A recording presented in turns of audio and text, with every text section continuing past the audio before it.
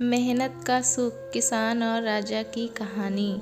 राजा अपने महल से बाहर जाकर अपने लोगों के काम को देखना चाहता था।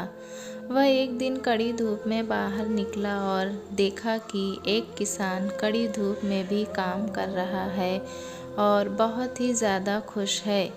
किसान कुआं से पानी निकालकर अपने खेतों की सिंचाई कर रहा था। राजा को यह देखकर उस किसान पर दया आ गई और वह अपने राज्य में वापस जाकर उस किसान के लिए एक सिंचाई का साधन लगवा दिया। किसान और उसकी पत्नी बहुत ही ज़्यादा खुश थे कि राजा जी ने उनके लिए कुछ काम किया है।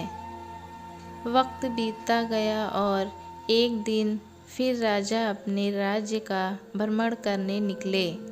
राजा ने देखा कि किसान की सारी फसल सूख गई है और वहाँ खेतों में भी कोई नहीं है। तभी उसकी नज़र पास के एक झोपड़ी पर पड़ी। वहाँ पर कोई दर्द से कराह रहा था। राजा वहाँ जल्दी से पहुँच गया और वहाँ का नज़ारा देखकर वो बहुत ही दुखी हो गया।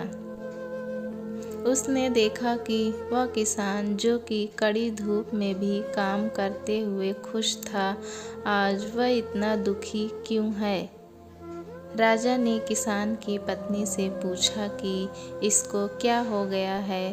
तब किसान की पत्नी ने बोला, महाराज, जब से आपने हमारे खेतों में सिंचाई की सुविधा की है, तब से यह बहुत ही आलसी हो गए हैं और कुछ भी नहीं करते हैं। इसीलिए आजकल ये बहुत बीमार रहते हैं।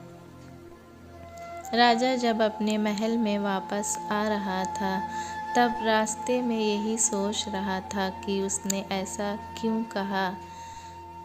फिर उसको समझ में आया कि किसी भी इंसान को हद से ज़्यादा सुविधा देना भी हानिकारक होता है।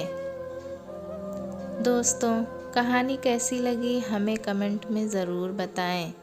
चैनल पे नए हैं तो एक लाइक और सब्सक्राइब करना ना भूलें।